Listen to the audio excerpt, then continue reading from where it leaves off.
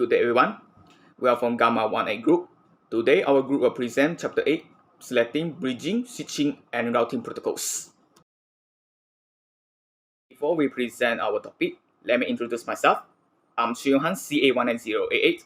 They are my members and they will introduce themselves on their parts. So everyone, let us begin. In this chapter we have two parts, switching and routing. Our group will only cover until distant vector routing tables.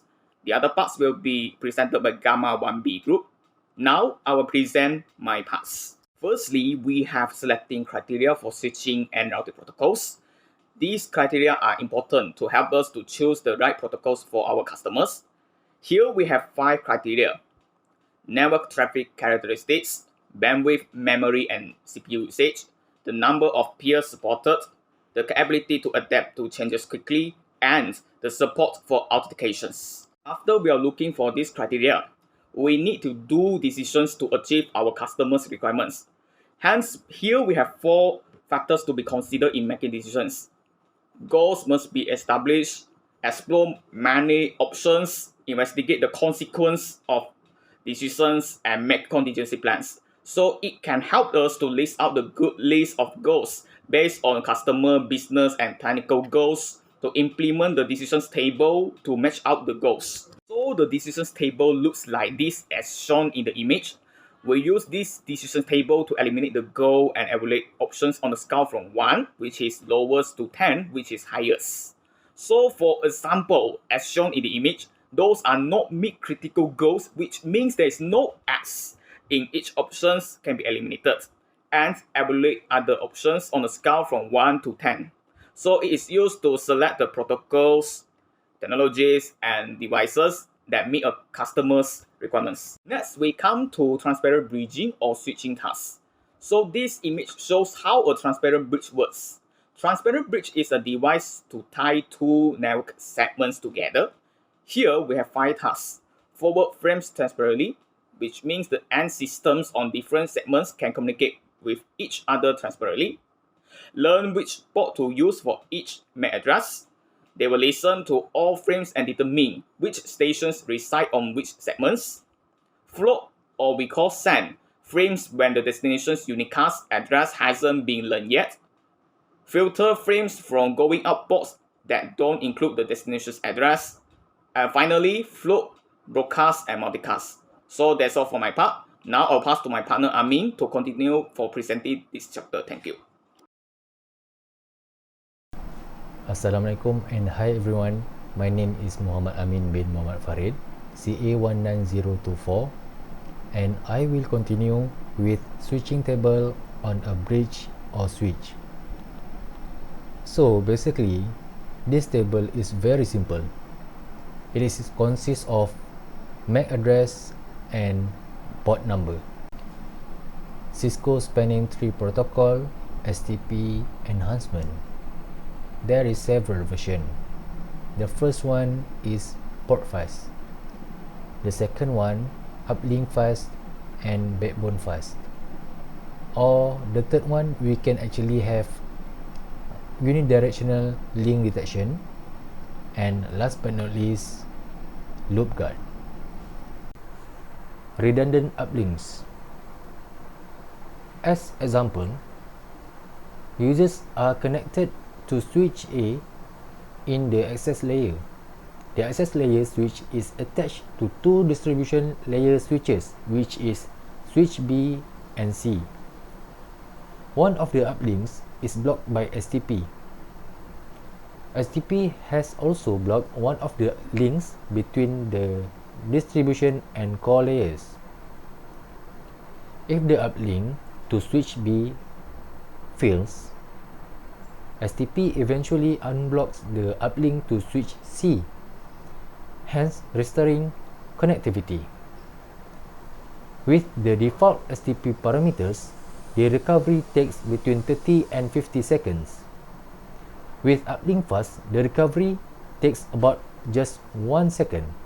The uplink fast feature is based on the definition of an uplink route. On a given switch, the uplink route consists of the root port and all the ports that provide an alternate connection to the root bridge. If the root port fails or the primary uplink fails, a port from the uplink group is selected to immediately replace the root port. Uplink bus should be configured only on access layer switches at the edge of your network and not on distribution or core layer switches. My name is Ji, matrix number CA19034. Now I will continue with protocols for transporting VLAN information. Inter-switch link and IEEE AO2.1q are the tagging protocol. Both protocols are used to ensure that traffic destined for a particular VLAN goes to that VLAN and not to any other VLAN. Inter-switch link is a Cisco proprietary protocol and it only available on the Cisco device. IEEE AO2.1q is a standard developed by IEEE. Next, VLAN trunking protocol is a VLAN management protocol that exchanges VLAN configuration change as they are made to the network. Next, I will talk about the selecting routing protocols. Selecting routing protocols is harder than selecting switching protocols because there are so many options. But all routing protocols have the same goal, which is share the network reachability information among the routers. To select a suitable protocols for the network, there are some ways to differ the routing protocols, which are interior versus exterior, matrix support, dynamic versus static and default, distance vector versus link state, classful versus classless, and the last is scalability. So first, interior versus exterior routing protocol. Interior routing protocol are used within an autonomous system.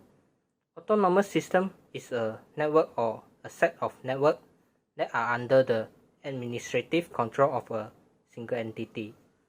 Examples of the interior routing protocols are the RIP, OSPF, and the EIGRP.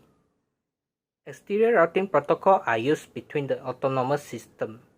Example of exterior routing protocol is the BGP. Next, routing protocol matrix. Matrix is the determining factor used by the routing algorithm when there are more than one path is available. Routing protocol will use the matrix to select the preferable path. The matrix values that are commonly used are the bandwidth, delay, load, reliability, hop count, and cost. Bandwidth is the capacity of a network and is measured in terms of bit per second.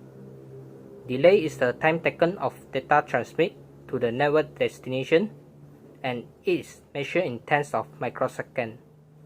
Load is the amount of network traffic over a specific network. Reliability is the error rate that observed on a specific time frame. Hop count is the number of routers that a packet travels through before reaching the destination network. Cost is the arbitrary value defined by the protocols or administrator.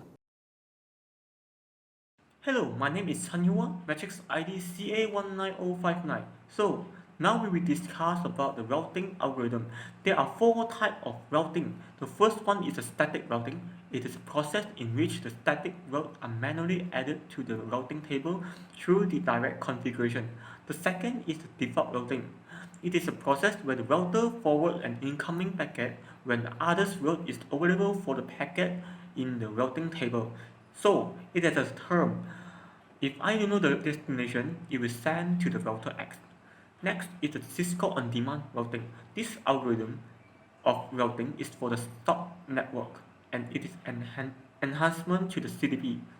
Finally, we have the dynamic routing protocol. In this routing protocol, we have two types of algorithm, which are distance vector algorithm and also the link state algorithm. The distance vector algorithm uses the Bellman fault algorithm to calculate the best route, while the link state algorithm uses the Dijkstra algorithm to find the shortest path.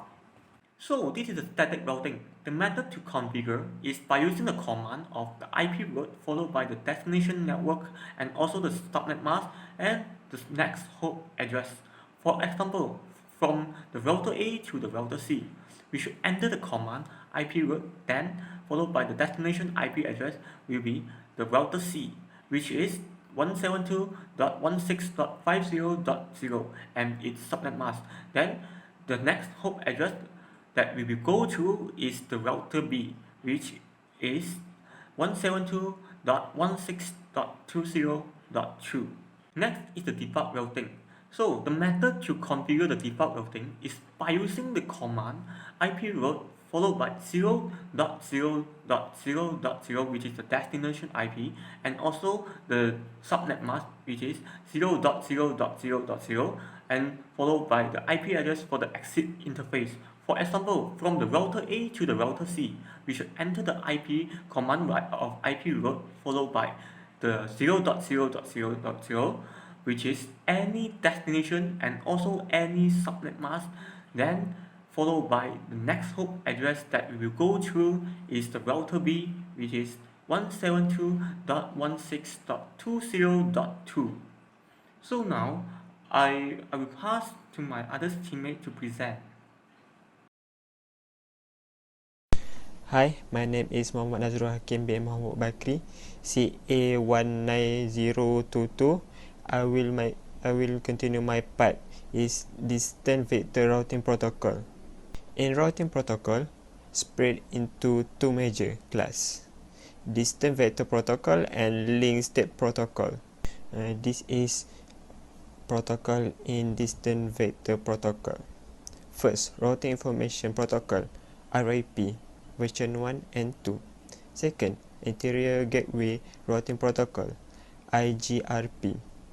Third, enhanced interior gateway routing protocol, EIGRP. This is advanced distant vector protocol. And last, border gateway protocol, BGP, the part of the router protocol. This is example distant vector routing table.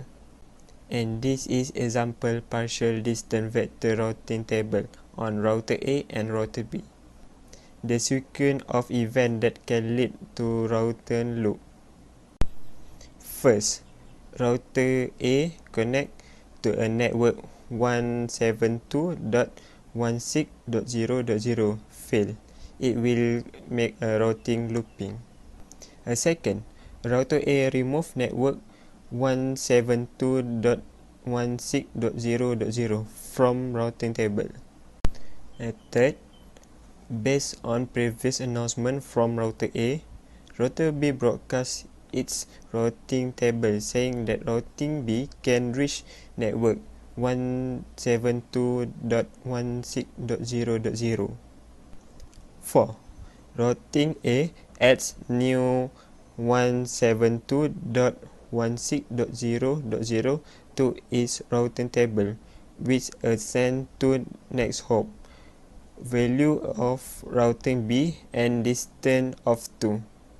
5th, router A receive a frame for a host on network 172.16.0.0.